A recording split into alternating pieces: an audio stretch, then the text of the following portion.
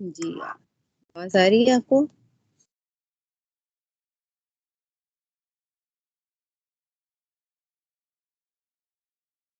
ایک منٹ ہے چاہیے.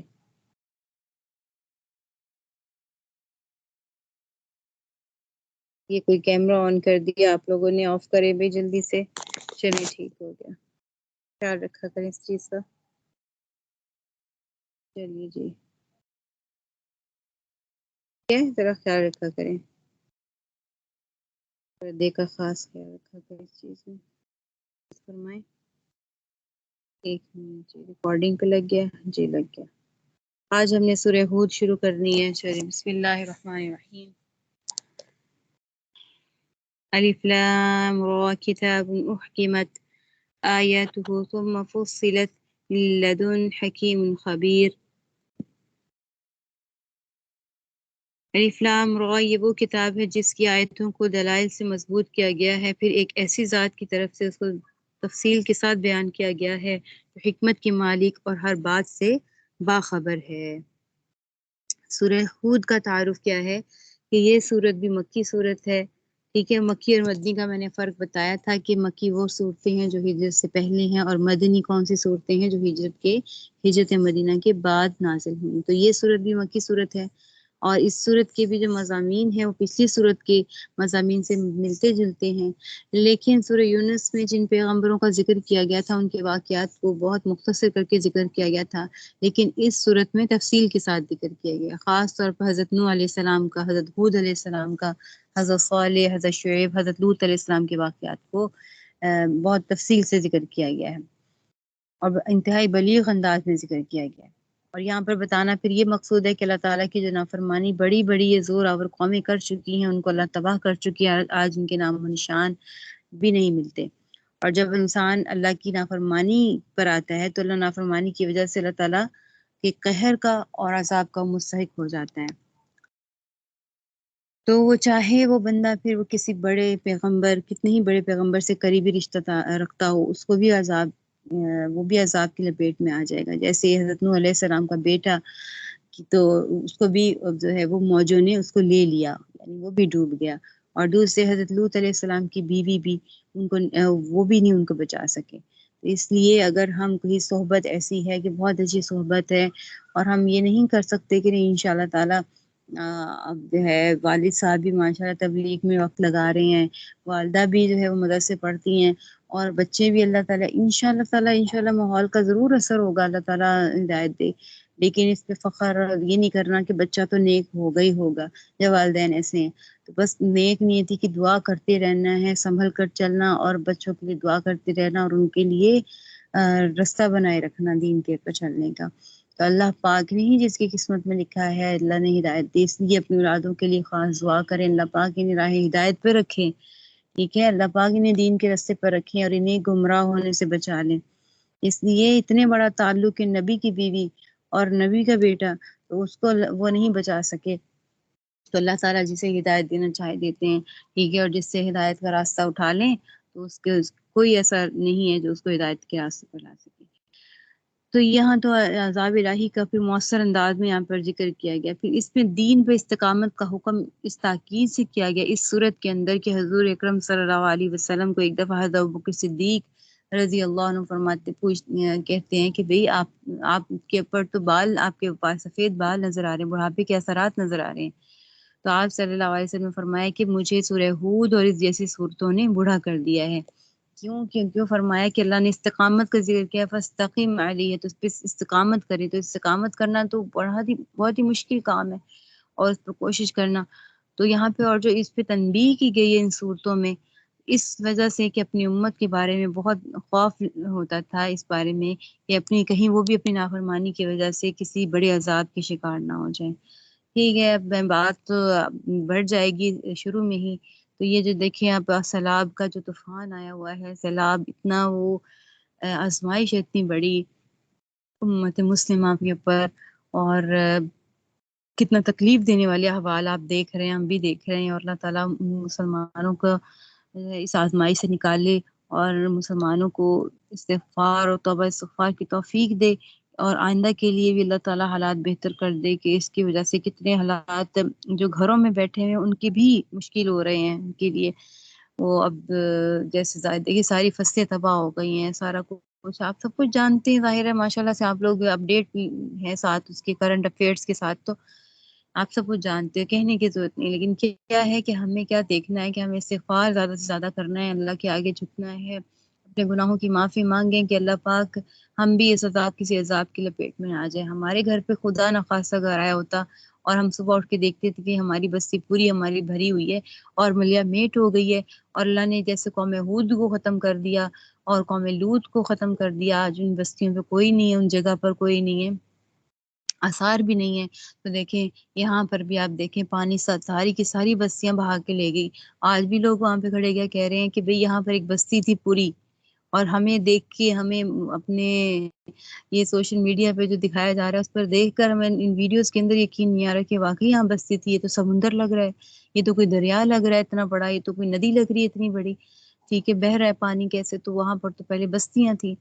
تو اللہ کی قدرت ہے جو انبیاء کرام کے دور میں کر سکتے ہیں، اللہ پاک کی قدرت ہے کہ اللہ تعالیٰ کبھی بھی، اللہ واحد قہار ہے اللہ پاک کی ذات، تو اللہ تعالیٰ سے کرم مانگنا چاہیے، یا ارحم الراحمین کا واسطہ دے کے مانگنا چاہیے۔ کہتے ہیں یا ارحم الراحمین کو 3 دفعہ کر کے بلائیں تو اللہ پاک ضرور متوجہ ہوتے ہیں، یعنی ضرور اس دعا کو قبول کرتے ہیں۔ تو اللہ سے رحم کی اپیل کریں کہ وہ بھی ہمارے مسلمان ایک تکلیف میں ہوتا ہے تو دوسرا مسلمان بھی اپنے آپ کو ویسے ہی تکلیف محسوس کرتا ہے، ٹھیک ہے، تو ان کی تکلیف ہمیں محسوس کرنی ہے، اور وہ بچے ہمارے بچوں کی طرح ہی ہیں، تو اللہ تعالیٰ بس معاف فرمائے، تلافظ کا معاملہ فرمائے ہر جگہ پہ۔ تو چلیے سورت کی طرف آتے ہیں۔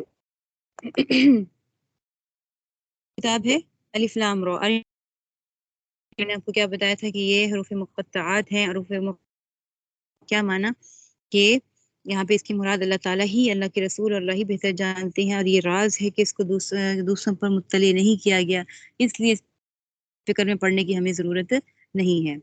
اس کے بعد قرآن کریم میں کیا فرمایا گیا؟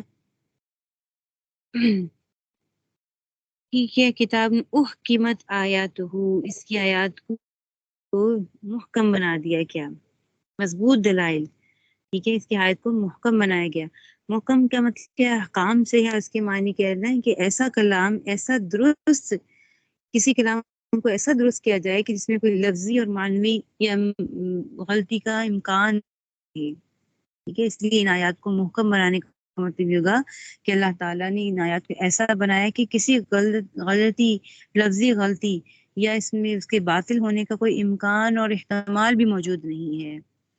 جبکہ حضرت عبداللہ ابن عباس رضی اللہ عنہ نے فرمایا کہ محکم اس جگہ منسوخ کے معنی میں ہے، کہ مقابلے میں آیا کہ منسوخ کے جس طریقے سے پچھلی کتابیں منسوخ ہو گئیں، تورات، انجیل، زبور نازل ہونے کے بعد وہ منسوخ ہو گئی ہیں، لیکن قرآن پاک آنے کے بعد وحی کا سلسلہ ختم ہو گیا، تو اب یہ کتاب تا قیامت منسوخ نہیں ہوگی، ٹھیک ہے، تو اس لیے محکم کا یہاں پر ایک اور مطلب کیا لیا گیا کہ یہ قیامت تک قرآن جو ہے منسوخ نہیں ہوگا۔ ثم فصلت، پھر کیا فرمایا؟ ثم فصلت، پھر ان کو کھول کھول کر بیان کرا ہے۔ فصلت کا کیا معنی؟ تفصیل، تفصیل کے ساتھ اس کا معنی کیا گیا۔ اگر ہم تفصیل کے اصلی معنی کو لیں تو دو چیزوں کے درمیان فصل اور جو امتیاز کیا جاتا ہے، یعنی اس پہ فرق کیا جاتا ہے اس کے اندر، تو اس کو کہتے ہیں تفصیل۔ اسی لیے بعض کتابوں میں جو مختلف مضامین ہوتے ہیں ان کو فصل ہم اس لیے کہتے ہیں، فصل اس لیے کہتے ہیں کہ تفصیل یعنی مختلف اس میں فرق کیا جاتا ہے۔ اس جگہ تفصیلی آیات سے کیا مراد ہے، مفصل آیات سے کیا مراد ہے کہ عقیدہ، عبادات، معاملات، معاشرت، اخلاق، تمام کے اس طرح کے مضامین کو جدا جدا اللہ نے واضح کر کے بیان کر دیا ہے۔ کوئی بھی ایسا پہلو نہیں چھوٹا قرآن میں جس کو واضح کرنے کی ضرورت ہے۔ اور اس کے علاوہ پھر اس کے معنی فصلت کے معنی یہ بھی ہو سکتے ہیں کہ قرآن کریم اللہ تعالیٰ کی طرف سے تو پورا کا پورا لوح محفوظ میں ثابت کر دیا گیا، لیکن مختلف قوموں اور حالات کے جو ضروریات کے پیش نظر اس وقت جب قرآن نازل ہو رہا تھا تو تھوڑا تھوڑا قسطوں میں کر کے نازل فرمایا تاکہ اس کو حفظ بھی کرنا آسان ہو اور اس پر عمل کرنا بھی آسان ہو جائے۔ پھر فرمایا من لدن حکیم خبیر، اور کس کی طرف سے ہے جو حکمت کے مالک اور ہر بات سے باخبر ہے۔ اب قرآن ایسے کسی عام بندے کی طرف سے بھیجا گیا ہوتا تو شاید اس بندے کی طرف سے نعوذ باللہ وہ یہ نہ ہوتا کہ اس کا کوئی دبدبا، اس کا کوئی روب دل میں بیٹھتا، اور اس کی کوئی یعنی بیٹھ جاتا کہ وہ بھائی باروب بندہ ہے۔ لیکن کس کی طرف سے؟ اللہ ایک ایسی ہستی کی طرف سے ہے جو حکیم بھی ہے اور باخبر بھی، ٹھیک ہے، جس کے ہر فعل میں اتنی حکمتیں ہیں کہ انسان اس کا احاطہ ہی نہیں کر سکتا، اور پھر ہر ذرے ذرے میں کائنات کے ہر ذرے ذرے سے اور آئندہ کیا ہونا ہے اور پہلے کیا ہو گیا، ہر ذرے ذرے سے اللہ تعالیٰ باخبر ہے۔ سب حالات جو موجود ہیں، جو آئندہ پیش آنے ہیں، سب پر اللہ تعالیٰ کی نظر ہے، سب کے احکامات کو نازل فرماتا ہے، ٹھیک ہے۔ اور اگر انسانوں کو دیکھا جائے تو انسان تو چاہے جتنے بھی عقل مند ہو، ہوشیار ہو جائیں، تجربہ کار ہو جائیں، ٹھیک ہے، لیکن پھر بھی کسی بھی عقل مند کی، دنیا کے بڑے سے بڑے بھی عقل مند کی ایک محدود عقل کا دائرہ کار ہے نا، محدود عقل ہوگی، ٹھیک ہے، اور وہ تجربہ اگر کسی چیز کا کر رہا ہے تو اپنے ارد گرد کی چیزوں کا ہی کر سکے گا، اپنے زمانے کے لحاظ سے کر سکے گا، اور آئندہ آنے والے حالات کو نہیں دیکھ سکے گا۔ تو اللہ کی ذات مبارکہ کیا ہے کہ وہ آئندہ آنے والے زمانے کو، آئندہ جو حالات پیش آنے ان کو بھی ان سے بھی باخبر ہے، سبحان اللہ تعالی۔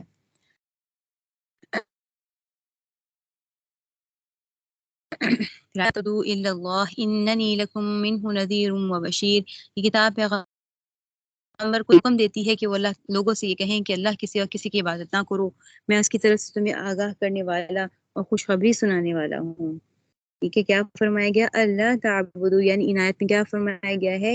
سب سے مقدم کیا ہے؟ اللہ کے سوا کسی کی عبادت نہ، پھر اس کے بعد کیا فرمایا؟ منہ نذیر و بشیر، یعنی نبی رسول صلی اللہ علیہ وسلم کو فرمایا کہ آپ سارے جہان والوں کے لوگ تم کو ڈرانے والا ہوں، خوشخبری دینے والا ہوں۔ اور ڈرانا کس کو ہے؟ جو نافرمانی کرتے ہیں اور اپنے ناجائز خواہشات کو کا اتباع کرتے ہیں، ان کو اللہ کے عذاب سے ڈراتا ہوں، اور جو اللہ کے اطاعت کرنے والے نیک لوگ ہیں ان کو آخرت کی نعمتوں کا اور دونوں عالم کی راحتوں کی خوش۔ میں نے آپ بتایا تھا کہ نذیر کا ترجمہ ڈرانے والا، یہ دشمن سے یا پھر کسی درندے سے ڈرانے والے کی بات نہیں ہو رہی، یعنی نذیر اس شخص کے لیے بولا جاتا ہے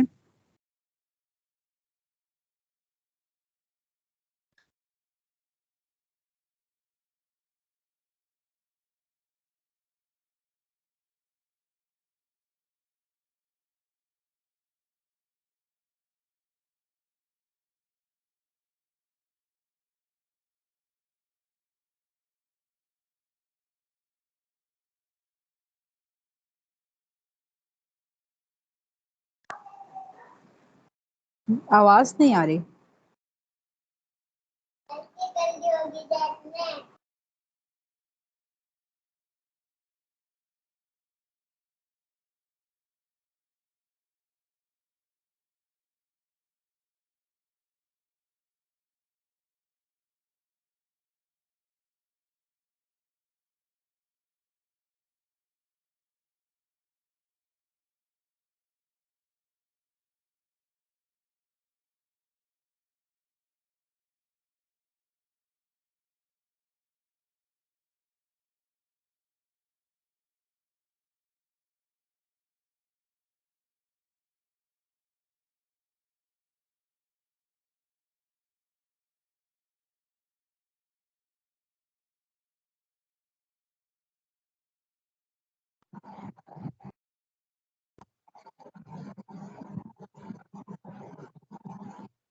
آواز نہیں آ رہی بالکل۔